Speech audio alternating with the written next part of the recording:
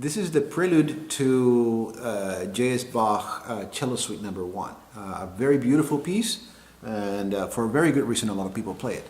Now you start out on second position with 1 on the G string and 2 on the E string, right? So A and F, you're actually hinting at a D major chord, which is the key tonality, right? So for the right hand, I recommend doing something that is similar to, so P, I, M, A, I, and that's, we try to get to the A and I because we're skipping over the B string, right? A lot of people just go ahead and use P, I, A. But it would imply a repeat of the ring finger, right? So I say thumb, index, middle, pull off, ring, index, and it sets you up free to keep on repeating that. Then your bass changes to the 6th string. And then you change your operation. You go to second position, this time literally, and you're playing your pull off on the 1st string from 2 to 1. And you try to maintain the same operation as before: thumb, index, middle, pull off, ring, index, then middle, index. Why? Because you're in adjacent strings. And then you land your bar on the 2nd fret.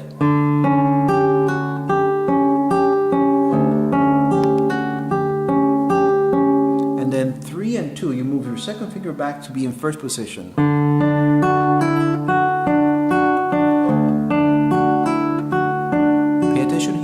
Comes around to play the C sharp, right? So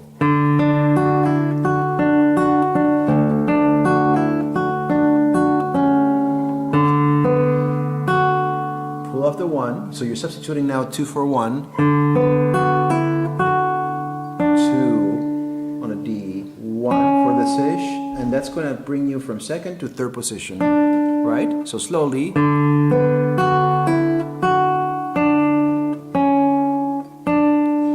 And then 2 grabs the B on the 3rd string, 4 grabs the C sharp on the 3rd string, and you are playing that against the D of the 2nd string, right?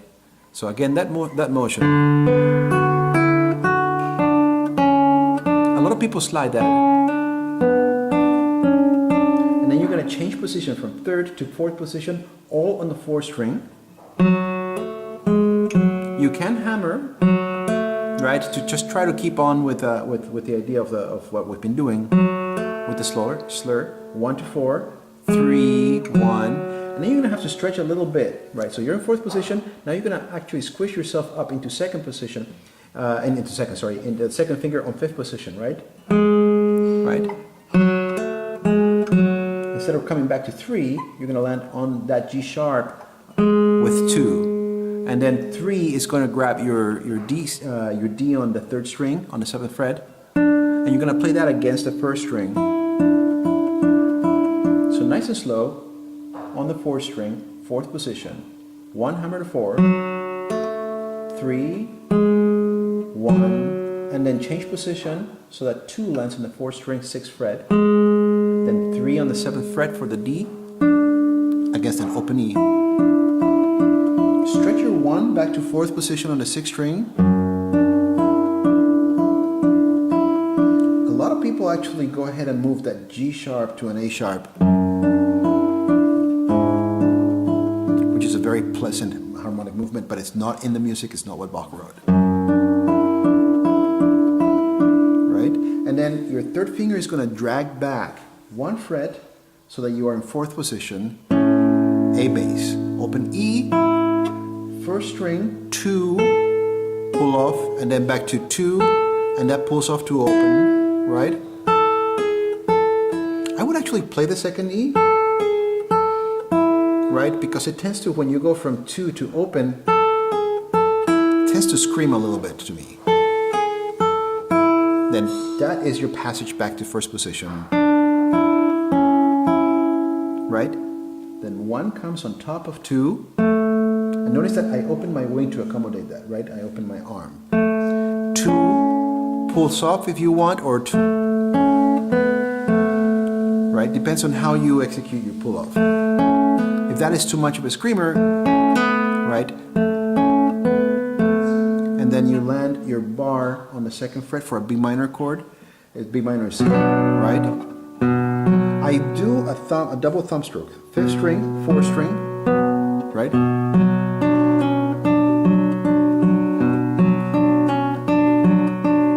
Right? So 5th, 4th, 2nd, pull off, back on.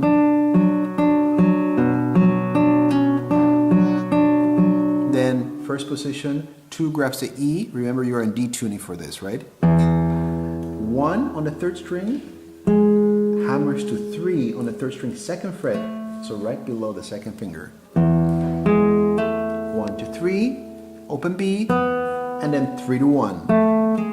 Or you can just pluck it if you want. Now I'm going to withdraw my 2nd finger, which should remain there as much as possible, so you can see. And then on the 4th string, right? Then down to the 2nd string, 3 to 2. And then change position to 2nd position. 1 for the B string, open B string, and that is going to teleport you, or transport you, not teleport you. Right? And you're going to land with 3 here because you need to be in 5th position. Right? 1st, 2nd, 1st. So again. 3 grabs the A on the 4th string, 7th fret. And then you go back to the 1st and 2nd string. And then 2 grabs the C sharp on the 6th fret, 3rd string. Back to E. And then again your A on the 4th string, 7th fret. And then open B to help transport you back to 1st position. Then 3 to 2. Right? And then at this point I would say you could grab that A here instead of here. Why?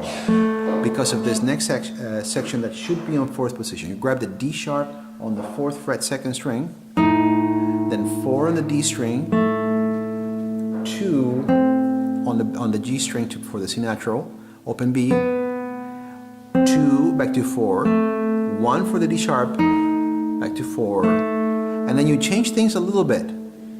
4 comes down to the B string for the F sharp, 3 on the 4th string this time, right? Same note, but you actually now have to change your fingering a little bit, right? So you are again on 5th string, 5th position, sorry, kind of.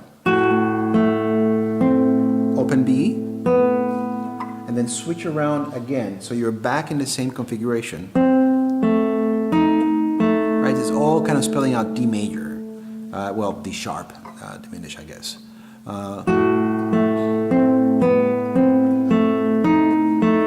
Right? And then you're going to have to do a little bit of a quick jump to get yourself to that G on the 5th fret.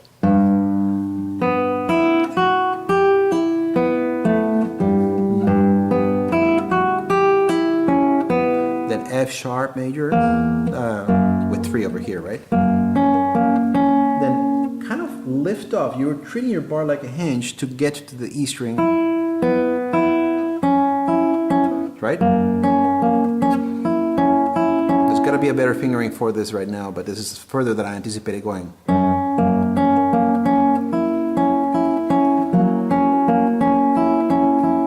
Right, you could do actually without a bar, sorry. And then you're back on B minor.